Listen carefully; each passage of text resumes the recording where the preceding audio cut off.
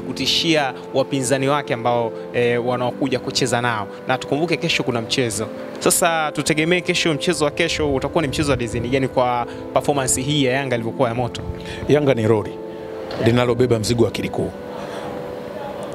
Extra energy ya wachezaji wao, kwa maana nishati ile ambayo wamekuwa nayo sasa. Hawashiriki michuano mingi, nafikiri hiyo ndio sababu, lakini ubora wa wachezaji wao wanapokuwa wanafanya kazi ndogo, watu ambao wanaweza kufanya kazi kubwa, ndio tunasema lori linalobeba mzigo wa kilikuu. Kwa maana unaweza kuona nguvu waliokuwa nayo, ubora wa timu wao nayo, namna ambavyo wanakuwa wanataka mechi kuliko ukubwa wa mechi zilivyo, kasi yao ya mashambulizi na namna ambavyo ni kama wanaelewa nini ambacho mwalimu wao anataka. Na sasa hivi kila mchezaji wa Yanga kwa kocha, nilikuwa nasema juzi kwamba ni kama mganga wa kienyeji. Yani kashajulikana tatizo lake nini. Unajua mganga wa kienyeji ukienda tu kwambia umerogwa. Sasa wachezaji wa Yanga wamewapa ile spirit fighting. Mganga wa kienyeji kazi yake kwanza spirit fighting. Ukitoka pale unaamini sasa nimetoka niko sawa. Ndio timu yao. Lakini kwa namna ilivyo ndio tunasema ni lori linalobeba mzigo wa kilikuu. Timu yao imekuwa na kiwango cha kasi sana, ubora kwa namna tunavyoona ndani ya ligi. Lakini sababu nyingine pia unaona hawana michuano mingi sana. Na ukiangalia ile ukubwa wa squad depth yao, ukubwa wa kikosi chao pia kinafanya tupate hii nguvu ambayo wako nayo. Nilikuwa nasema mahala kama hawa watakuwa wameishia ile robo finali, group stage ile, ukiwarudisha kwenye ligi, ili ni lori linalobeba mzigo wa kilikuu. Maana nguvu wanaokuwa nayo huku ni kubwa kuliko ambavyo wanakuwa wanashiriki kimataifa. Hiki ndio kitu ambacho nakiona. Na pia wanachangiwa na aina ya kikosi chao kuwa na watu wengi ambao utofauti wao wa viwango sio mkubwa. Hiki ndio kitu ambacho kinawafanya Yanga wawe kama lori linalobeba mzigo wa kilikuu. Kwanza bado wachezaji, uwezo wao kucheza, mechi wanazocheza, mzunguko unaofanyika kwenye rotation, bado unapata quality ya wachezaji ile. Juzi walimkosa regular starter wao, tunamzungumzia Khalid Aucho kwenye deep role, lakini tunaona alikuwa Duke Abuya, bado unagundua kasi ya kucheza iko vile vile. Unaweza ukasema kweli kila mchezaji ana ladha yake, lakini hakuna kilichopungua kwa kiwango kikubwa. Sasa hii ndio tunasema lori linalobeba mzigo wa kilikuu. Maana yake linafanya kazi iwe nyepesi, lakini sio kwa bahati mbaya.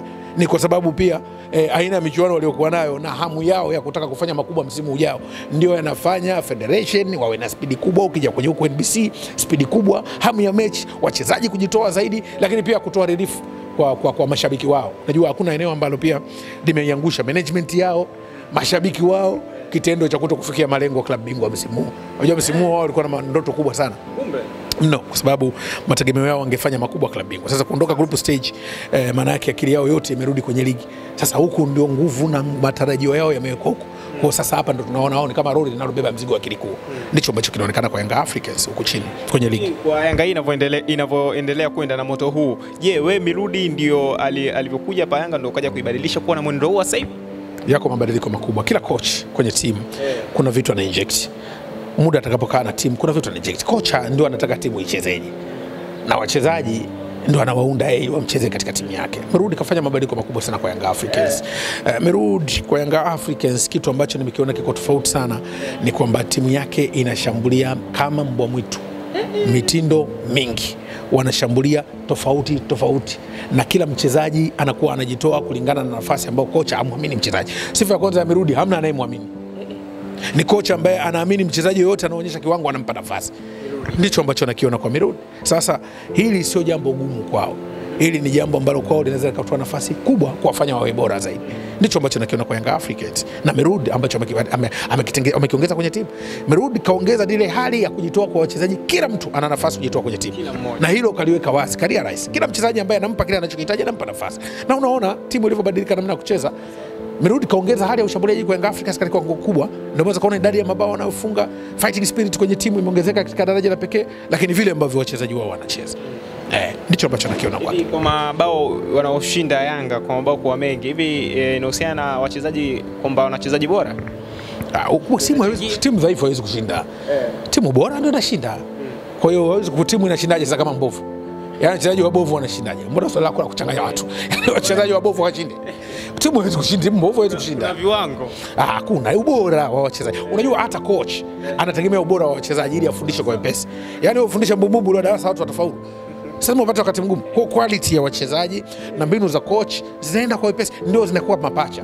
Yaani wewe na wachezaji wabovu, mbinu zako zinasaidia nini?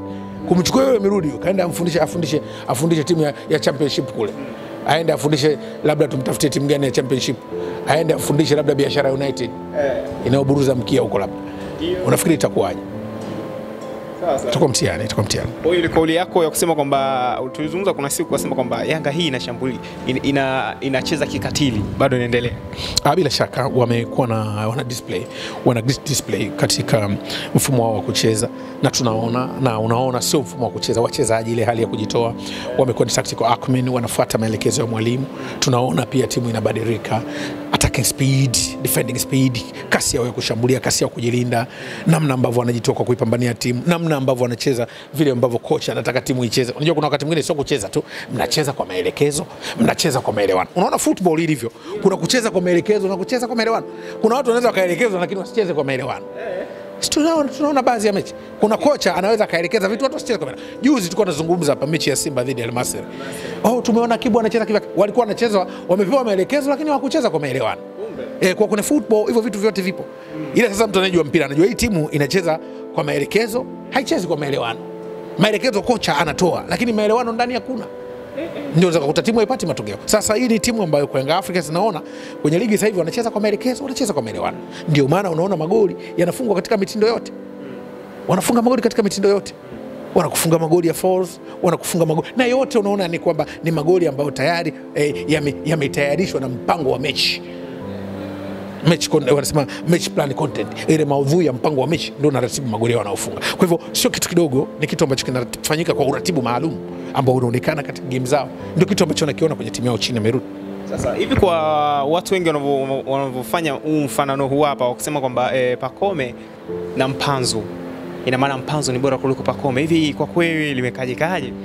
Ni kumtafutia mtu mbora. Unajua display ya Pacome ya muda aliyofanya na display ya Mpanzu aliyokuja, kuna kitu kinafanya watu unajua Mpanzu amepanda sana piki. Pacome alikuwa kwenye piki ya muda mrefu. Sasa mtu wa kumtafutia mfano sasa hivi ni Pacome, ndio atafutiwa mtu sasa hivi. Kwa Mpanzu kumfananisha na Pacome ni angalau sasa kuona nani mbadala wa Pacome. Pacome kaona ubora wake ndani misimu yote kwa Simba, yuko Young Africans. Sasa hivi angalau mchezaji ambaye anakuja anaonyesha anaweza kudisplay kama Pacome ni Mpanzu.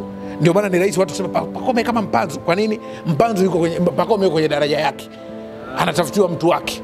Nani sasa hivi anakuja? Ndio anakuja Mpanzu. Sasa kumfananisha mtu na mtu sawa anafanana, ila wanaweza wakawa wanajaribu kukaribiana.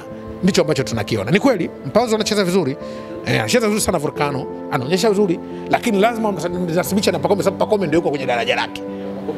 Yani Pacome yuko kileleni pale, unaangalia nani anafika kama pale. Kwa hiyo unamtafutia mtu anayefanana naye. Haina maana wanafanana. Ndio Mpanzu anampandisha kwa Pacome, lakini hajafika alipokuwepo Pacome. Mpanzu anapandishwa kwa Pacome, hajafika alipokuwepo Pacome. Kwa sababu alipokuwepo Pacome kadisplay kwa muda mrefu. Mpanzu ndio tunaanza kumuona sasa.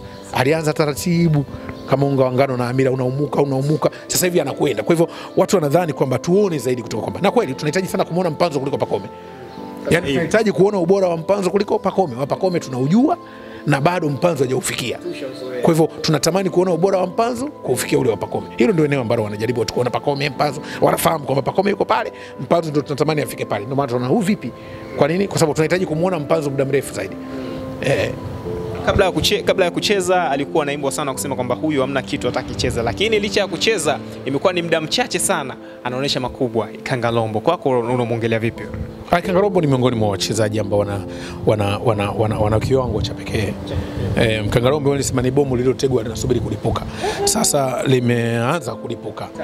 Sasa anapoanza kulipuka maana yake unaanza kuona ubora wake. Unajua wachezaji wakati mwingine wanasubiri kuadapt, kuona mazingira yanakuaje. Wapo wachezaji ambao hawana adaptation kubwa, akija tu haraka ana click, mnaona mlichokuhitaji kutoka kwake. Lakini Kangalombo ni adaptation. Alikuja anaonekana kuna hakuwa fitness sana. Unajua alikuja hakucheza mechi za ushindani muda mrefu, na pia timu aliyotoka alikuwa sio na nafasi ya kudumu sana sababu nyuma yake alikuwa Mpanzu. Unajua sasa moja ya kitu ambacho kilihitajika Young Africans ni ule muda wa kucheza na kukaa na wenzake kwenye pattern. Na sasa hivi tunaona ni mchezaji ambaye anaaminika. Unajua mchezaji anayekuja unaanza kuboda mechi za kimashindano hata kama apate muda wote wa kucheza, lakini anaaminika tayari ana kitu ambacho mwalimu kinamkosha. Kwa hiyo Mpanzu ni bomu lililotegwa, tunasubiri kulipuka. Tunaliona nani huyo Pacome, nani Kangalombo Jonathan. Ndio maana anapewa hiyo nafasi kiwango fulani kwa Young Africans, na tunamwona hata nafasi akipewa asipofunga basi ataonyesha mchango kwenye timu. Unajua mchezaji tunaangalia ile general play, ana mchango gani? Hata kama hajafunga anaonyesha mchango gani kwenye timu. lakini huyo kuna wakati anafunga na mchango wake kwenye timu unaonekana, anacheza pamoja na wenzake na anakuwa na mchango kwenye track back, kwenye kuattack. Kwa hiyo ni mchezaji ambaye anaonyesha kitu ambacho kinatija kwenye timu.